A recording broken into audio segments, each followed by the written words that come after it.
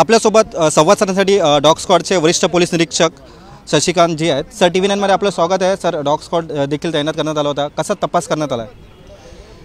ही जशी कंट्रोलकडून आम्हाला माहिती मिळाली की या ठिकाणी असा बॉम्ब ठेवल्याचे इन्फॉर्मेशन आम्हाला वर्कआउट करायचं सांगितलं.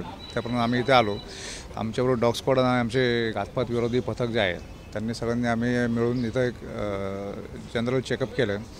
त्या चेकिंगमध्ये सदरची माहितीमध्ये काही तथ्य आढळून आलेलं नाही. त्याप्रमाणे तसा आम्ही अहवाल सिनियर वरिष्ठ पोलीस निरीक्षक वाशी पोलीस ठाण्याला दिलेला आहे आणि आमचं काम त्याप्रमाणे आता पूर्ण केलेलं आहे. काही वस्तू वगैरे काय आढळली आहे? नाही, असं काही संशयास्पद असं काही आढळून आलेलं नाही. आमच्या डॉग स्क्वॉडच्या तपासणीत असं काही अजून तसं निष्पन्न झालेलं नाही. सर, आपला डॉग जो स्क्वॉड होता किती जणांची टीम होती?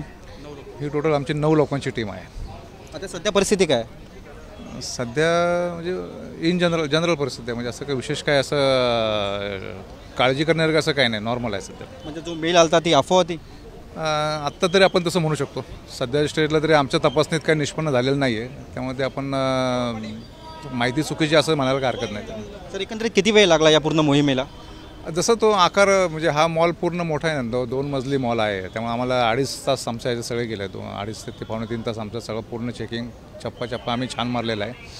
त्यातून काही निष्पन्न झालेलं नाही. यातून आपण पाहू शकतो की चक्क 2.5 तास गेलेला आहे. त्यानंतर बॉम्ब शोधक पथक असू दे किंवा डॉग स्क्वॉड असू दे, यांनी पूर्ण टीमने चक्क 2.5 तासापासून मेहनत घेत आहे. त्यानंतर आता मॉलमध्ये काहीच नसल्याचं सध्या निष्पन्न झालेलं आहे.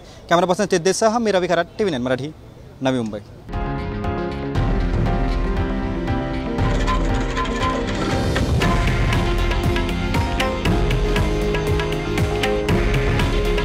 हे आहे देशातील नंबर 1 न्यूज नेटवर्क आणि आपण पाहत आहात TV9 मराठी.